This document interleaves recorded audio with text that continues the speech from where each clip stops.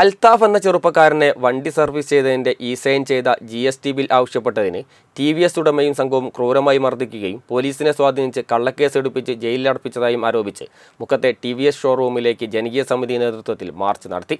LDF ജില്ലാ convener Mukkam Muhammad ഉദ്ഘാടനം ചെയ്തു.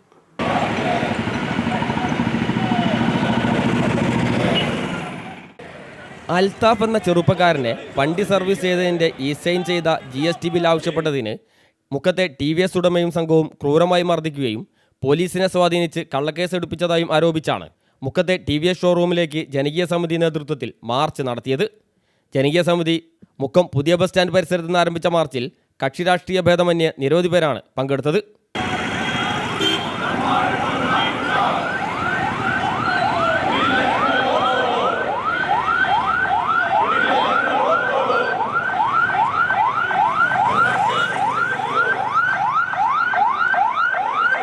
മുക്കമങ്ങാടി ചുറ്റി ഷോറൂമിന് മുന്നിലേക്ക് നീങ്ങിയ മാർച്ച് പാലത്തിന് സമീപം പോലീസ് തടഞ്ഞു.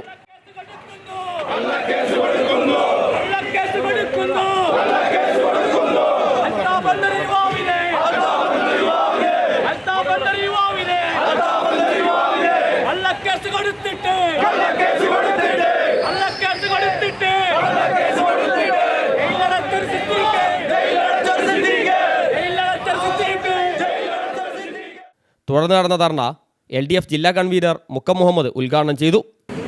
സ്ഥാപനത്തിനുടമയും അവിടുത്തെ കസ്റ്റമറും തമ്മിലുണ്ടാകുന്ന വക്തത്വം ഉണ്ടാവുകയും സംഘടന ഉണ്ടാവുകയും ആ കസ്റ്റമറെ അവിടെ ഉണ്ടാകുന്നവർ ക്രൂരമായി മർദ്ദിക്കുകയും ചെയ്ത് ആദ്യമായി പോലീസ് സ്റ്റേഷനിൽ പരാതി കൊടുത്ത ആ കസ്റ്റമർക്കെതിരായി എത്രത്തോളം ജാഗ്രതയോടുകൂടിയാണ് പോലീസ് പ്രവർത്തിച്ചത് എന്ന് പരിശോധിക്കേണ്ടതാണ്.